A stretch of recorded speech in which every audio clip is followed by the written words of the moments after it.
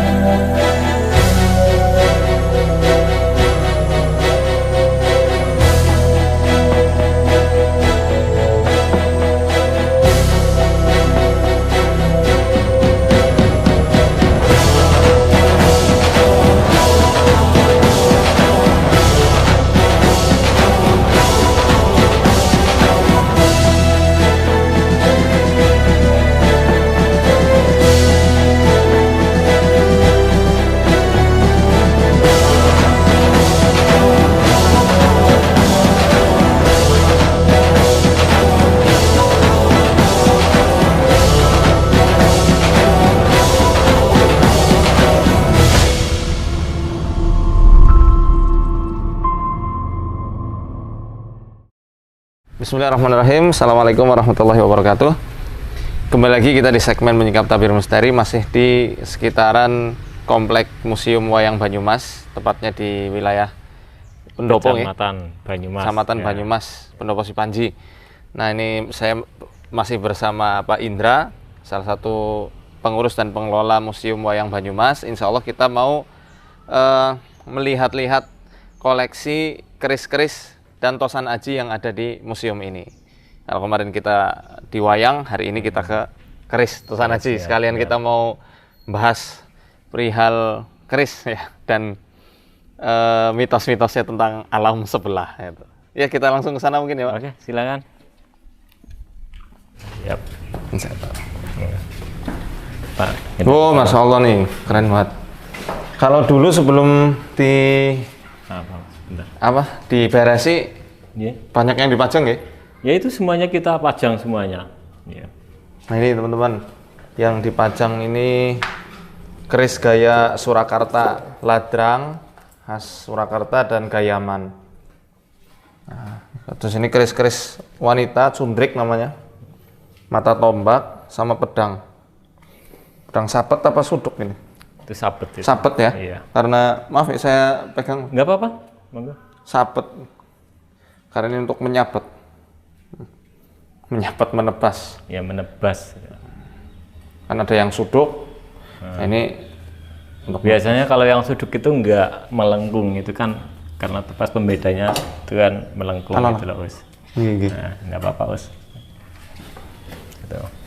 Jadi ini maaf belum tak display semuanya. Belum ditata ulang. Jadi memang ini baru di apa istilahnya?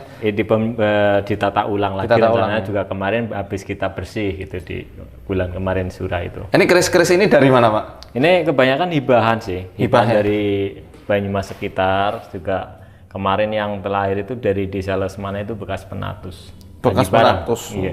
Jadi ini anak cucunya itu nggak ada yang mau ini, jadi dilaporkan ke dinas dan dihibahkan. Jadi kalau misalnya ada yang mau apa istilahnya menghibahkan, ada keris nggak mau ngerumat, bisa ditaruh sini ya? Dengan senang hati. Menghubungi siapa Pak? Bisa langsung ke dinas, ke Dinpora saja, ke kebudayaan, malah lebih enak di sana. Ke kita juga nanti kita bantu seperti. Jadi bisa langsung dibawa ke museum wayang. Boleh. Terus ini mau menghibahkan gitu? Iya, dengan menghibahkan, dengan catatan dihibahkan. Kalau titip kayaknya kita masih keberatan gitu, karena bisa suatu saat sudah kita data terus diambil kembali, itu yang kami khawatirkan, repotnya seperti itu. Saya boleh lihat mungkin? Monggo, silakan.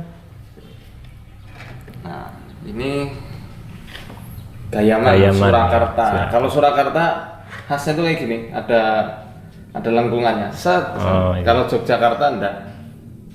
Nanti insya Allah kapan-kapan kita bahas punya saya. Kalau saya punyanya gaya ini apa? Demak, Majapahit sama Mataraman, Yogyakarta. Kalau ini yang Surakarta. Sempono Bungkem. Ini ada lambe kacangnya. Lambe kacang. Sat ke sana. Pamornya kayaknya ini waswutah ini. Waswutah, ya.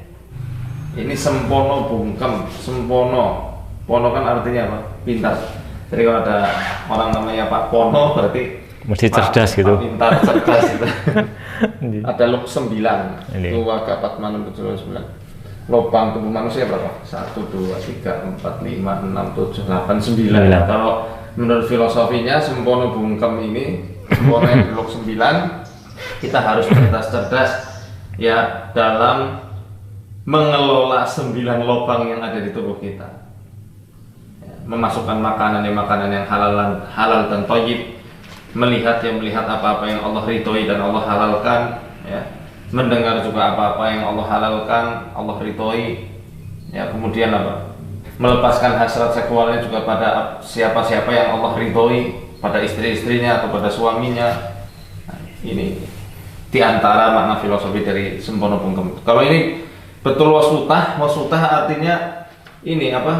Sebuah pesan ketika seseorang itu rezekinya melimpah, bersedekahlah. Ya, karena hakikat kekayaan seorang mukmin adalah tatkala dia itu melimpah, diberikan rezeki yang lebih, dia sedekahkan ke orang lain. Ya, dia santuni fakir miskin, ya, dia santuni para mustahik zakat, menolong anak-anak yatim piatu yang fakir atau miskin. Ya, jadi ini pesan sebenarnya, pesan.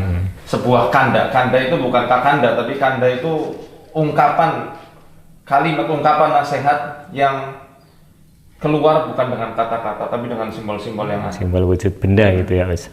Nah ini apa untuk handle-nya? Gagang itu ya. Gagang ini kalau Surakarta rata-rata agak panjang dan melengkung.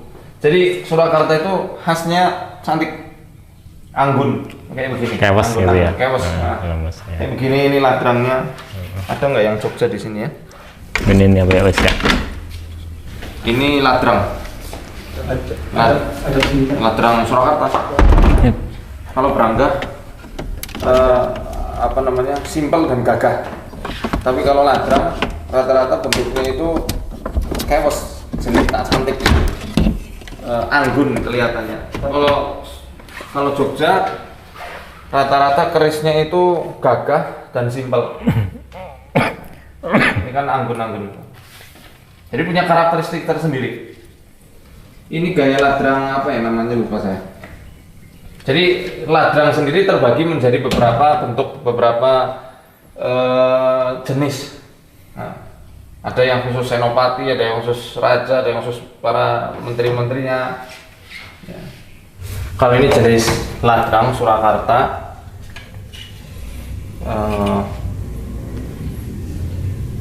dapur kerisnya tilam upih.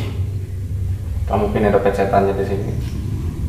Dan tilam upih ini salah satu jenis keris yang disarankan untuk dimiliki oleh orang-orang Jawa zaman dulu. Kenapa? Karena makna filosofinya yang bagus untuk mengingatkan. Tilam upih itu kan maknanya ini apa?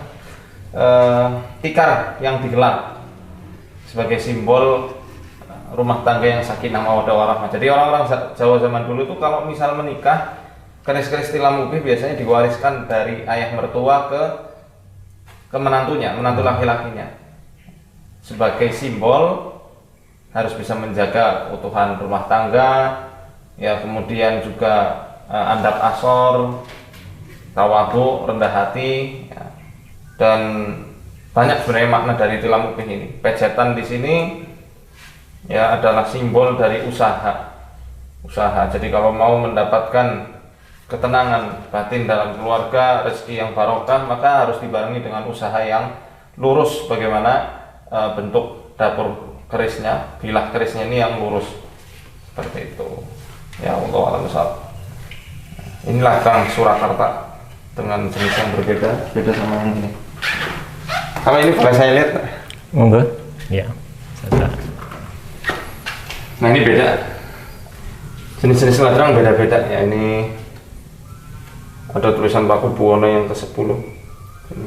Ini khas Solo. Dapur kerisnya apa? Naga sastra sastra ya. Itu 2, 3, 4, 5, 6, 7, 8, 9, 10, 11, 12, 13. Ada luk 13 keris Noko Sosro ditata kuningan kayaknya. Kuningan ya. Noko Sosro. Jadi naga itu dalam mitologi Jawa simbol dari kekuasaan. Jadi keris-keris yang bergambar naga rata-rata dimiliki oleh para raja zaman dahulu. Jadi orang-orang awam, rakyat biasa itu nggak ada yang punya keris yang bentuknya itu naga seperti ini. Karena ini adalah sebuah ageman dan juga simbol pangkat zaman dahulu. Simbol pangkat, simbol kedudukan. Kalau naga ya rata-rata dimiliki oleh para raja dan pembesar-pembesarnya. Adapun senopati biasanya itu senopati atau panglima tempur, bilahnya ini dapurnya singo barong. Bentuknya singo barong, singa, sebagai simbol dari kekuatan dan juga keperkasaan. Kalau ini lambang kekuatan, kemuliaan, keperkasaan ya tadi naga. Naga ini makhluk mitologi yang paling legendaris di dunia. Jadi bukan hanya di Jawa aja, di Cina, di Brasil, di Amerika, di Inggris, di Jepang, di Korea. Nah, itu semua ada mitos-mitos tentang naga. Nah, mungkin kita mau bahas hukum masalah keris. Kita agak keluar ya. Sebagian dari kita mungkin ada yang alergi, mengatakan keris itu sebuah sarana benda ritual kesyirikan. Sebenarnya kalau benda kesyirikan itu bisa apa aja, ya termasuk cincin, bisa diisi khodam juga dan bisa menjadi benda-benda kesyirikan. Kemudian bisa juga sabuk, ya sabuk. Biasanya juga ada rajah-rajahan yang di situ, yang diikat di situ, kemudian dipercaya bisa untuk kebal, bisa untuk penjagaan. Itu kan mengambil perantaraan yang tidak disebutkan, tidak dijelaskan oleh Allah dan juga Rasulnya. Itu juga bisa sabuk itu menjadi sarana kesyirikan. Tapi apakah hukum sabuk akhirnya menjadi haram gara-gara 1-2 orang yang menjadikan sabuk sebagai sarana ritual kesyirikan? Apakah cincin menjadi haram secara mutlak bagi laki-laki gara-gara ada orang yang menjadikan batu akik sebagai tempat penyimpanan jin mereka? Apakah kemudian kaligrafi menjadi haram secara mutlak tatkala ada oknum-oknum dukun yang berbaju ustadz yang menjadikan kaligrafi itu dicampur dengan mantra-mantra sihirnya? Kan tidak. Ya, demikian juga keris sama. Dan dalam kaidah fikih jelas, al-aslu fil asya'i al-ibahatu hatta yadulla dalilu ala tahrim.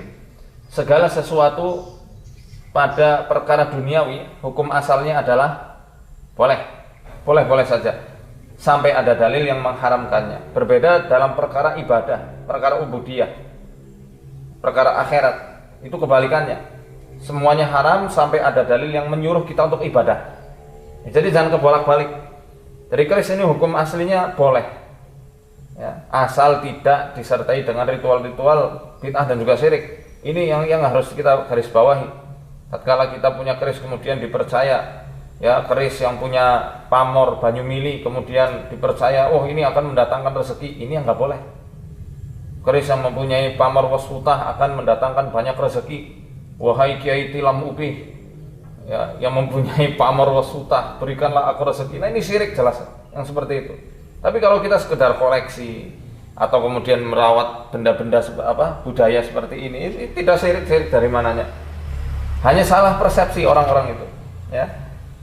Yang tadinya keris menjadi penasehat yang diam, ya, dengan simbol-simbol yang ada di situ, akhirnya disalahpahami oleh orang-orang zaman sekarang.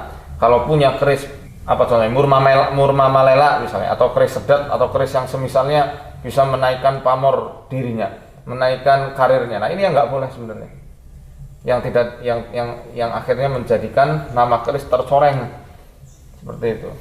Atau kemudian mengisi khodam jin dimasukkan ke keris. Nah, ini yang bermasalah. Apakah setiap keris ada khodamnya? Tidak demikian adanya. Kalaupun memang ada, ya, maka bisa kita ruqyah, bisa kita semprot, ya, atau bisa kita ruqyah minyak yang khusus supaya merawat besi dari karat, diruqyah minyaknya kemudian sambil dioles, ya, dan kemudian bisa dilepaskan dari sarungnya, sambil rutin kita bacakan ayat-ayat Al-Quran, ayat-ayat ruqyah. Selain itu ya, misal tanpa kita bacakan ayat ruqyah pun, ketika keris tidak lagi dipercaya dan kemudian diagung-agungkan, itu khodamnya hilang sendiri. Dia akan hilang, cari lagi, cari mangsa lagi. Keris sudah nggak mempan nih, dia cari lagi mangsa-mangsa yang lain.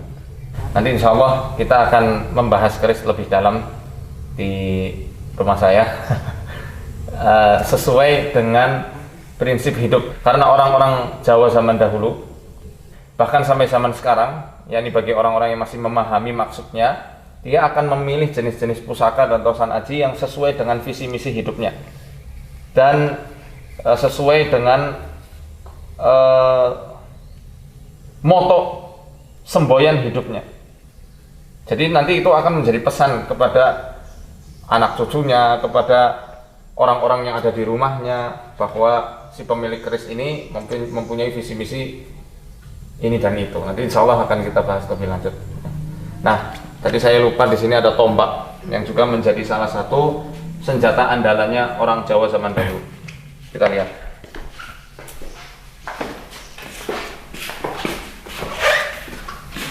Ini panjangnya berapa ini? 3 meter ada nggak? Dari 3 meter setengahan itu. 1, 2, 3 meter lebih wis. 3 meter. Jadi ya, dulu pasukan-pasukan Bendara Pangeran Haryo Diponegoro, pasukan yang paling khusus dan paling ditakuti Belanda adalah pasukan yang memegang tombak. Karena orang Jawa zaman dulu sangat lihai sekali, sangat mahir sekali memainkan tombak. Dipukulkan itu ke kaki kuda, kudanya jimprak, ditusukkan langsung ke leher pasukan-pasukan Belanda kala itu. 3 meter panjang. Mata tombaknya ya macam-macam. Boleh saya lihat? Boleh, silakan.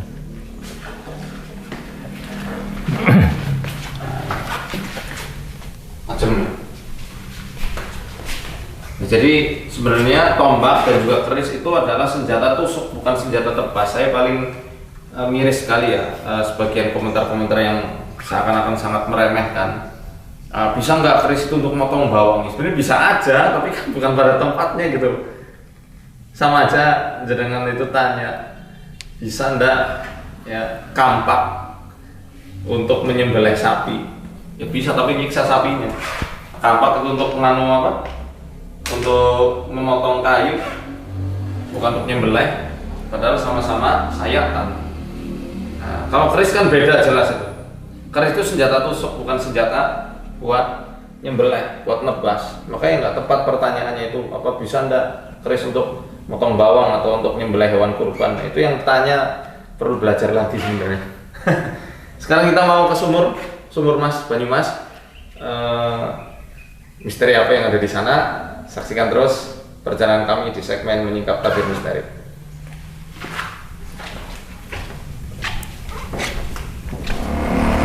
Hendra, kalau di area museum ini pernah terjadi kejadian-kejadian yang mistis enggak?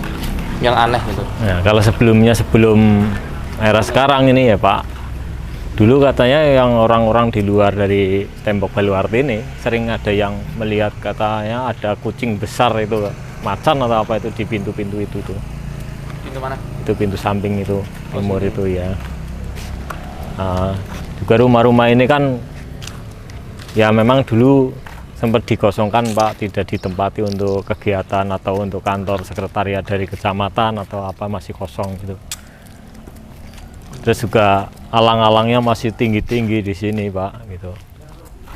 Nah, di sumur Mas ini kita itu di depan ya sumur Masnya? Di area taman belakang pendopo ya bangunan. Bukan yang di dalam ya? Bukan. Ya, kalau yang dalam itu apa Pak? Itu sumur atau sendang Perwitasari. Nah, Perwita itu apa? Kehidupan ya, atau sarinya bumi, Perwitasari. Perwita.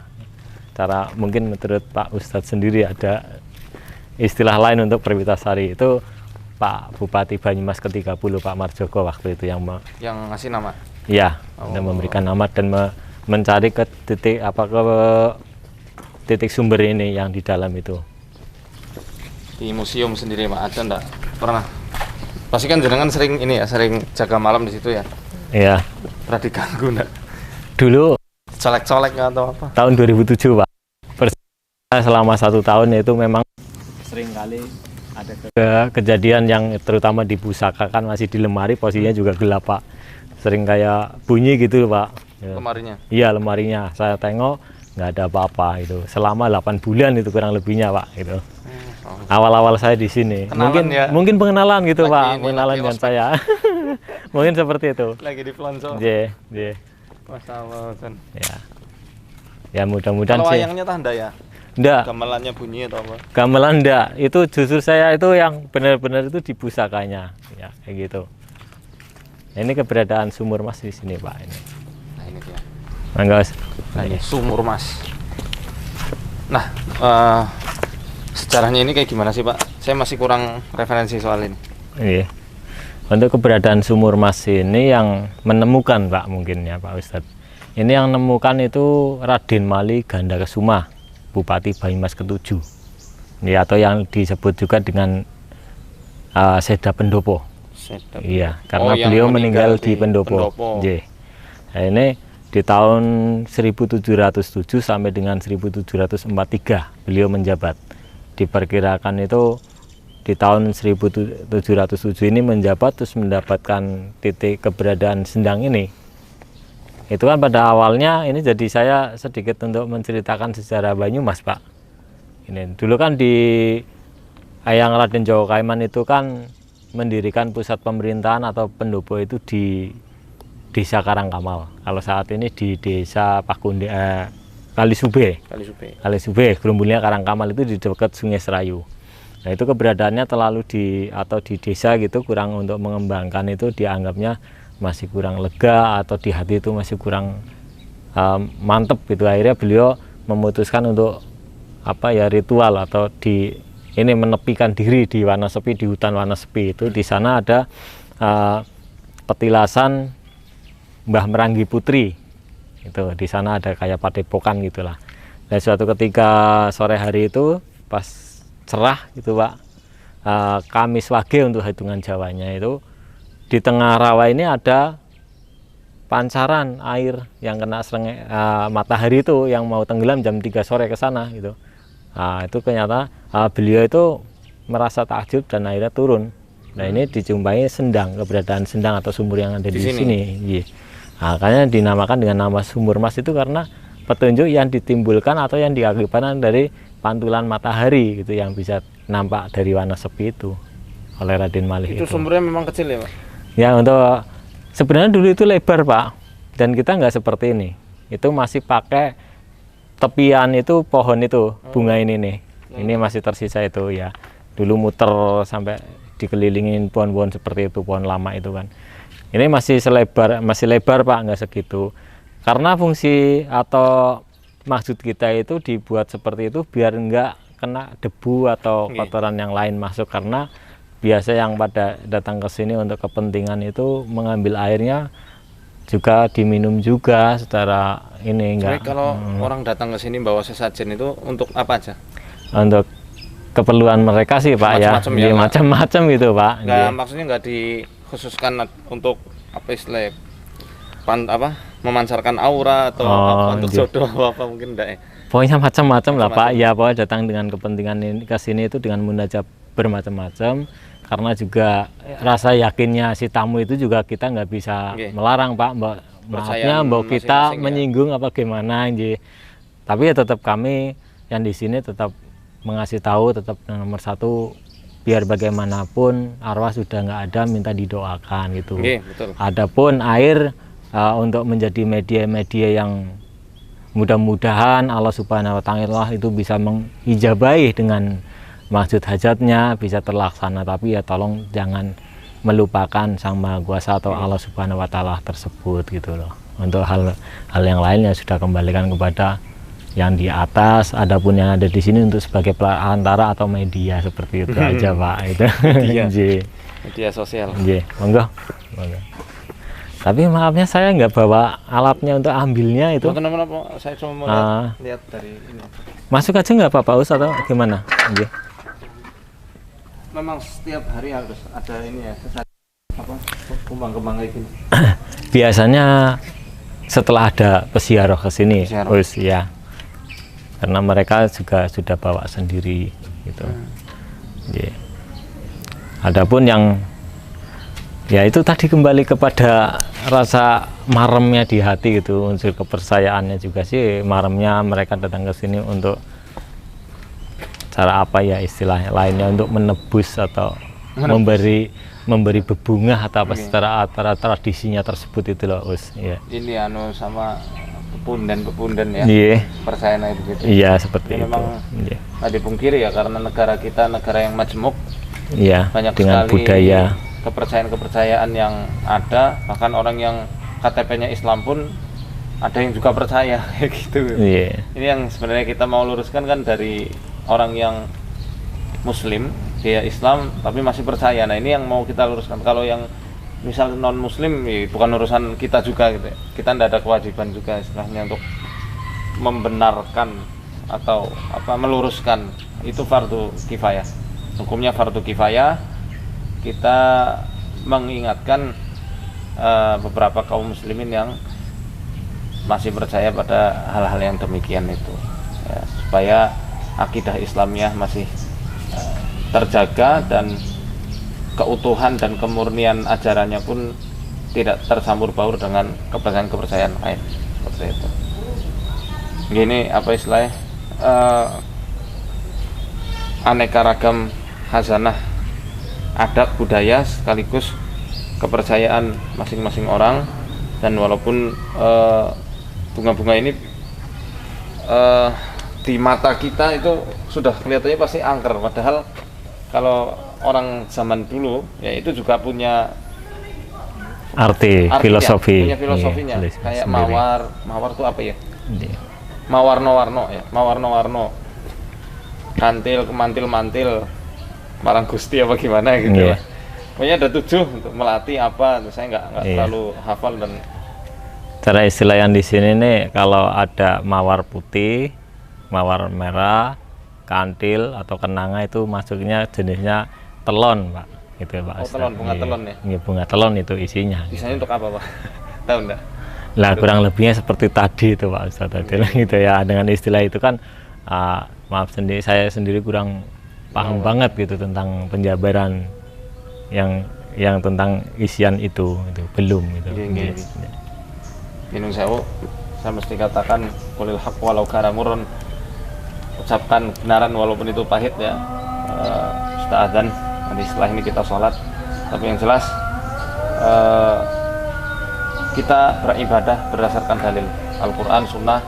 Selain itu tidak bisa kita beribadah berdasarkan filosofi dan simbol-simbol belakang, kecuali kalau simbol-simbol itu diletakkan pada perkara duniawi untuk menasehati perkara-perkara duniawi, itu boleh. Tapi kalau sudah masalah ukhrawi dijadikan dalil dan pembenaran dalam ibadah, itu yang tidak dibenarkan dalam syariat Islam. Wallahu a'lam bishawab wa ilaihil marji wal ma'ab. Ya, ini kewajiban saya yang harus saya katakan kepada seluruh kaum muslimin yang masih percaya pada perkara-perkara yang seperti ini. Itu kita mau sholat asar di Masjid Nur Sulaiman. Terima kasih Pak Indra atas Sama-sama Us. apa namanya pencerahannya. Sama-sama juga saya Atas dapat ilmunya bekal tentang ini. Kabupaten Banyumas ini. Sama-sama lah Us. Semoga saja bisa bermanfaat untuk Amin, semuanya itu Us. Oke, saksikan terus segmen menyikap tabir misteri di tempat-tempat berikutnya. Arsadani Allah ya kum ila aqwamit thoriq. Assalamualaikum warahmatullahi wabarakatuh. Waalaikumsalam warahmatullahi wabarakatuh.